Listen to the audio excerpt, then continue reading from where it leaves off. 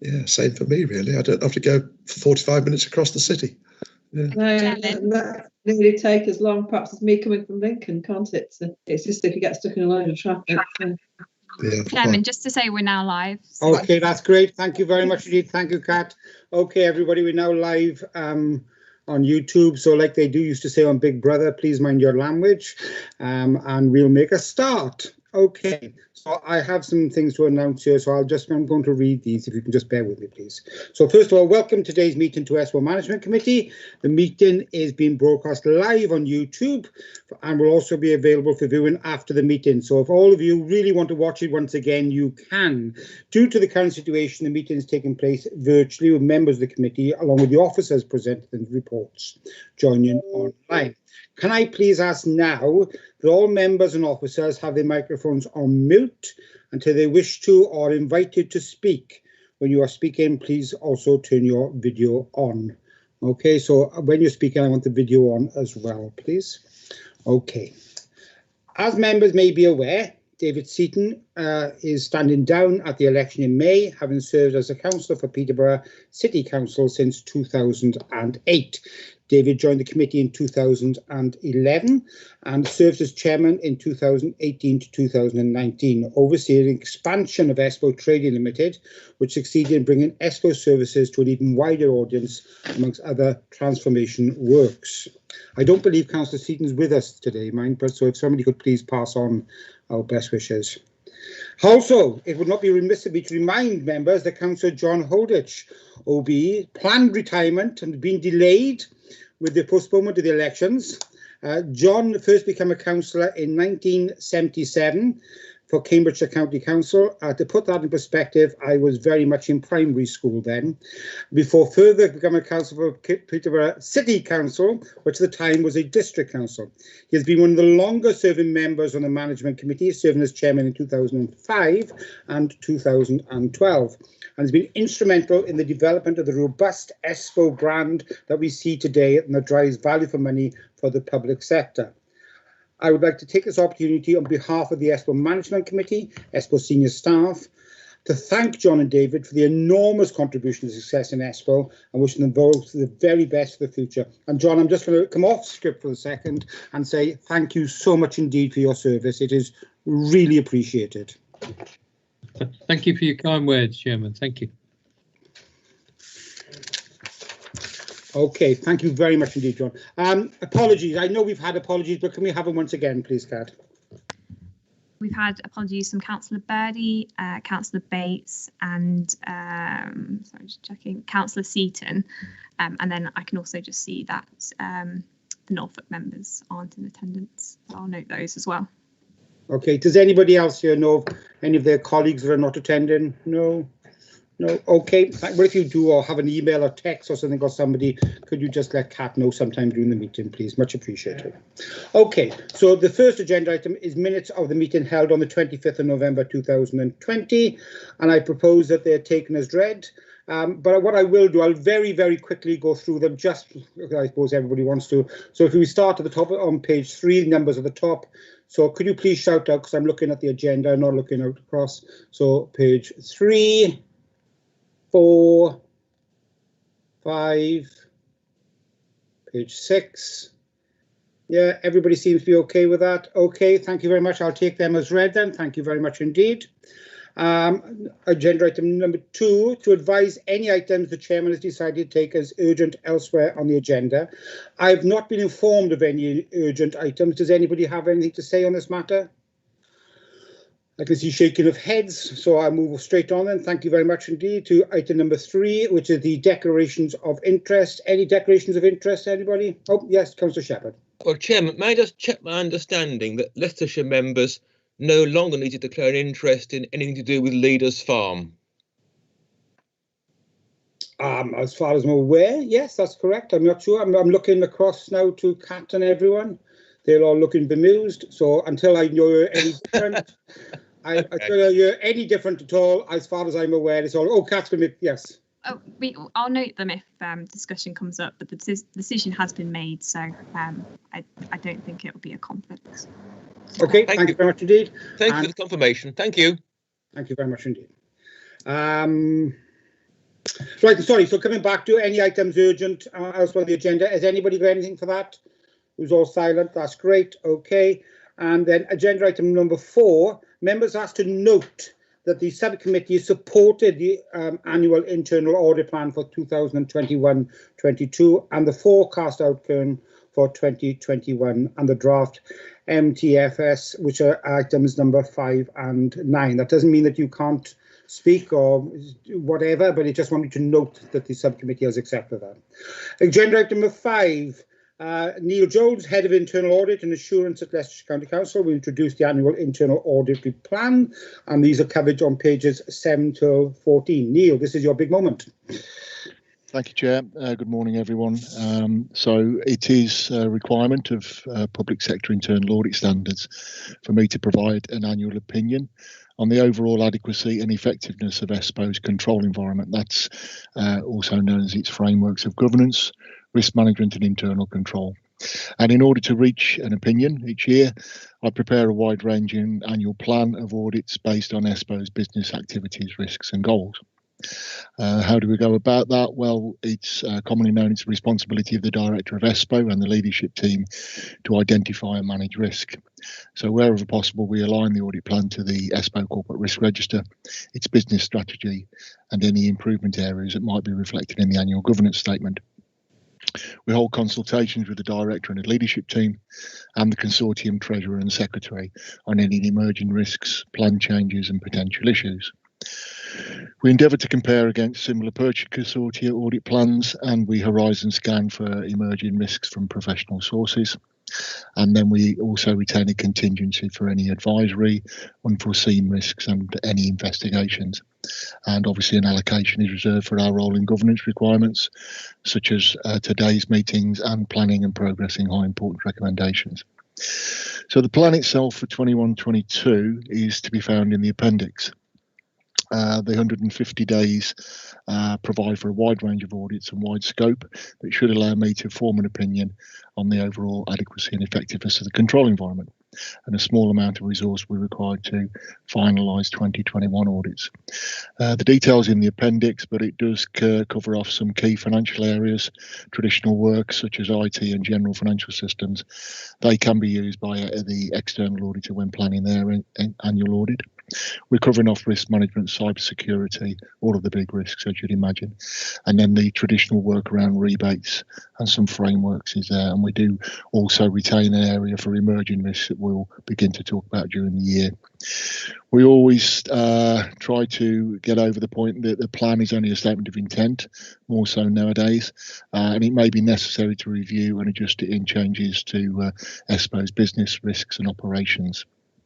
And this was entirely relevant during the previous year, obviously with the impact of COVID, where we changed our plans somewhat to take on different sorts of work.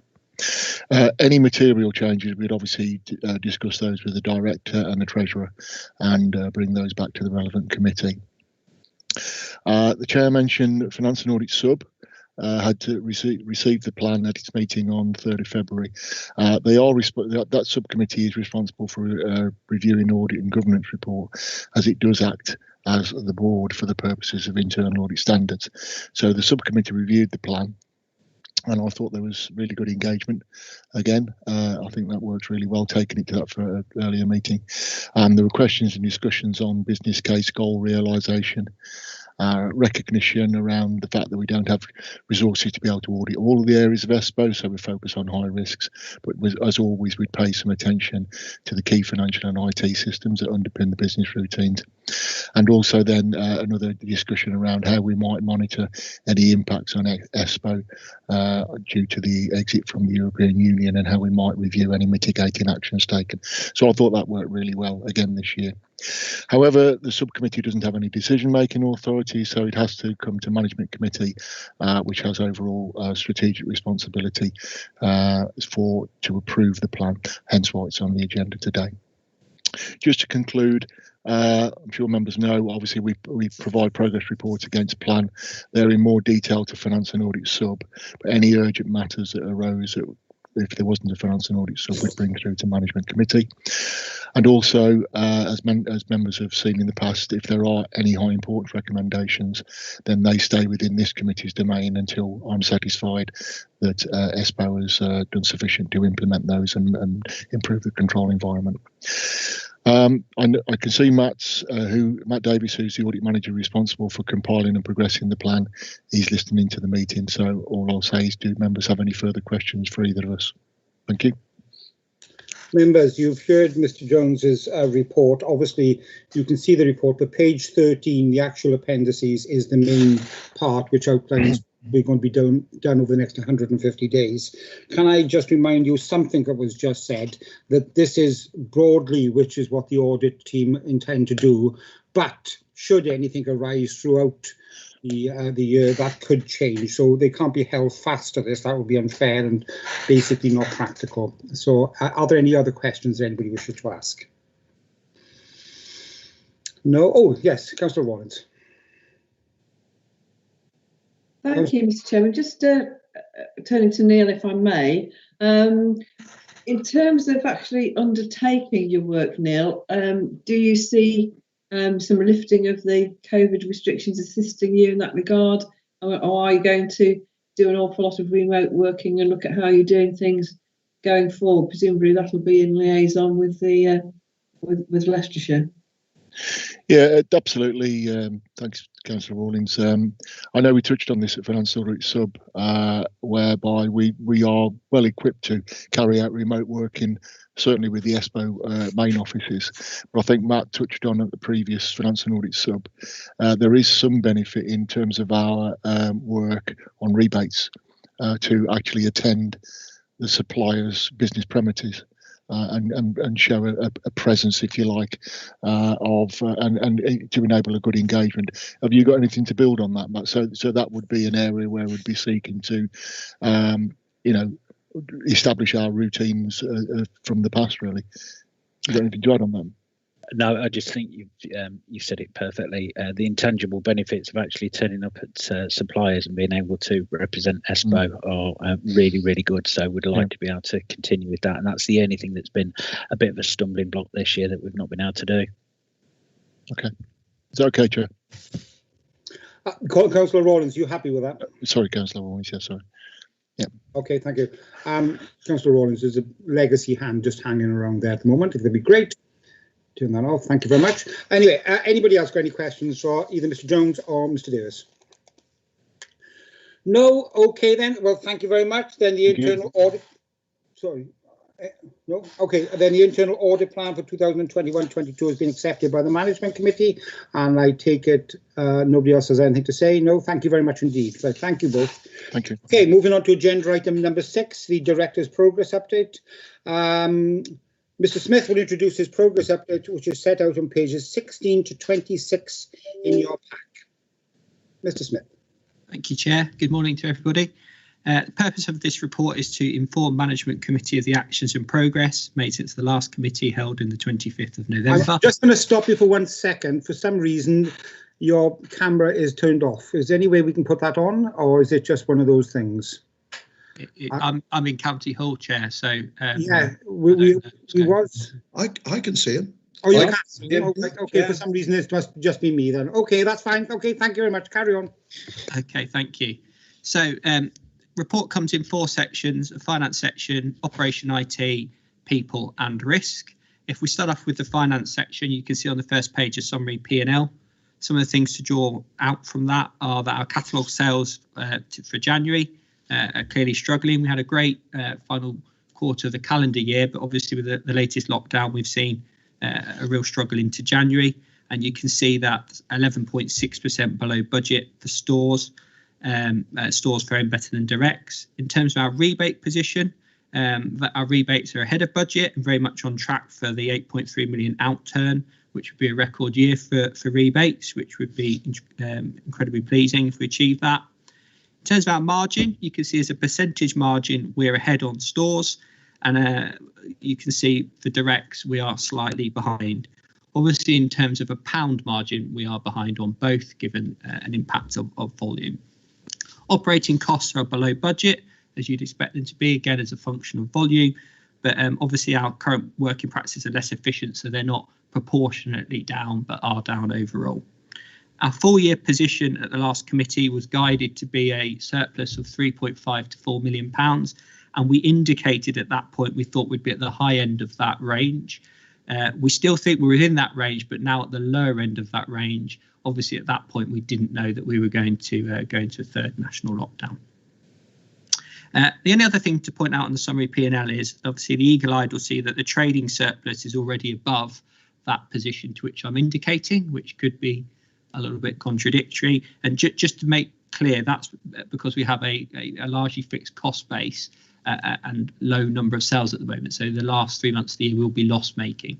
So hence, while our range for the year is 3.5 to 4, but our current position exceeds that. Moving on to the operational progress, I'm just going to pick out a few key statistics I think is relevant for members at this stage. You can see our January processing rate at 89,000 orders is down 50% based on year to year from January's, which shows you how difficult the marketplace is currently. Our COVID-related social distancing measures have continued, and as I've mentioned, that's impacted our productivity with a sort of lower pick rate and social distancing in play and reduced shift lengths in terms of crossover of people. We are seeing fewer but larger orders. If you look, that's evidenced by our average order value. I'm really pleased with the statistics for the customer services team. You can see their activity levels, and particularly pleasing is of the 5,175 telephone calls, there was an average waiting time of 7 seconds for our customers against a target of 30 seconds. A very low call abandonment rate, which I think is incredible given the kind of stress and the strain that we're seeing in not just in our marketplace but retail marketplaces. Unsurprisingly, connected to that probably is a really strong FIFO score. We're averaging 4.9 out of 5, providing a 98% satisfaction rating. And another linked target, I think, is our product availability, where you can see that our product availability is at 98.3%. With only 173 out of 9,871 lines temporarily unavailable. So I think those things are connected. You can see that we've got a good customer service pickup rate, very strong availability and very strong customer satisfaction as a result through the period. In terms of the next section, you can see the listed routine facilities management through the period, and I've reported one minor health and safety incident for the period. Grove Park continues to be a COVID secure site, and we continue to do monthly return self-assessments to Leicestershire County Council and adopt additional measures as and when they're sensible to do so, the latest being encouraging staff to wear masks to and from entering the building. Next section covers the sort of activity in the IT help desk, and you can see it's been a busy time for IT, and I draw your attention to the fact that there's an IT action plan progressing at the moment to look at how we restructure our IT team to make sure it's fit for the future. Next section of the report is staffing. The key points in here is our sickness absence continues to be well managed. You can see our sickness rate is at 6.6 days against a corporate target of 7.5 days. I thought it'd be of interest to members to do some analysis on days lost for COVID. So I've included the details in the report, which is 460 working days lost as a result of COVID thus far at ESPO. You can see that we're carrying on with our sort of virtual communication plans at ESPO, and there's a myriad of different communication groups covered within the report. An updated position on furlough is we furloughed 80 individuals at the latest lockdown. The management team at ESPO have decided to unfurlough the vast majority of those staff through the month of March. We may still have 1 or 2 individuals that continue on furlough past that, but largely as school's back and volume picks up, we will clearly unfurlough our staff accordingly to meet that demand. And finally, on terms of the people's part of the report, I've included some of the successes of the staff and some of the qualifications they're undertaking. So obviously life has gone on with their training and learning. And I take great pleasure in showing members some of the qualifications in procurement and management that the staff have attained over the period. Final section report is to allow members to see the updated major risk records for the quarter and report back that dynamic activity review of each quarter at senior team level continues. So members are asked to note and support the contents of the report. Thank you.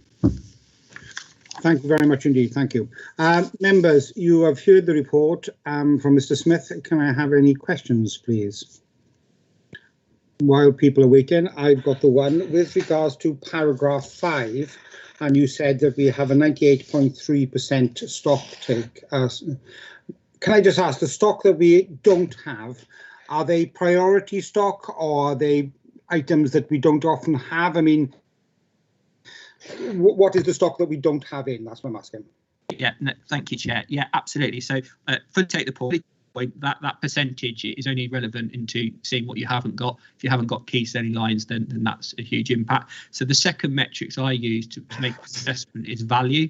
So what's the value of the stock that's not available, the value of the frustrated sales? That sits at about £20,000, which historically is quite a low number. It changes every day and every week. We review that at our weekly trading meeting. Currently, arts and crafts are in high demand, but what I can confirm, and none of the sort of main lines like paper, exercise books or pens are included in that. They are tail items, but as I say, the second metrics other than just the percentage availability is just the value, and while the value is low, then we know they're not key items. Okay, that's great. Thank you very much indeed. Members, does anybody else have any questions? Vice Chairman. Thank you, Mark. Yeah, there's just one in terms of kind of stock values and what we're our procurement side of things. As Brexit or Europe's our departure from Europe, has had that any effect on our supply lines and in our ability to kind of keep stocks up to an acceptable level, or are we managing to navigate a way around that? So I'll give it an answer now, but there is some detail that follows. So without sort of stealing the thunder of that, I would say our availability is very strong. We've been impacted very little so far by Brexit. We set up a good governance and proprietary system beforehand.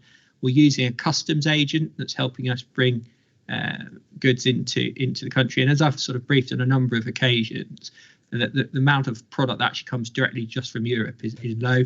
Out of sort of 800 suppliers who support our catalogue, we're looking at 8 or 9 of them, so they actually come directly in. And within that, there's a huge Pareto, with one being an exercise book provider, which is the lion's share of the money, and the others being very small amount of supply. But it's early days, but so far the impact has been minimal. Thank you. Does anybody else have any questions? No? Okay, all good. Vice Chairman, can I just ask you to remove the legacy hand? Thank you very much. Okay, thank you very much, everyone. I will now move on to agenda item number 7, with the exclusion of press and public. And I move that in accordance with the Local Government Act 1972, the public be excluded from the meeting for the remainder items of business on the grounds that they have involved the likely disclosure of exempt information. May I have a seconder, please? Thank you very much indeed. I've got lots of seconders. I'm sure Kat can take a seconder. Kat, can you please confirm that we're no longer on YouTube? Sure, just bear with me 1 minute. That's fine.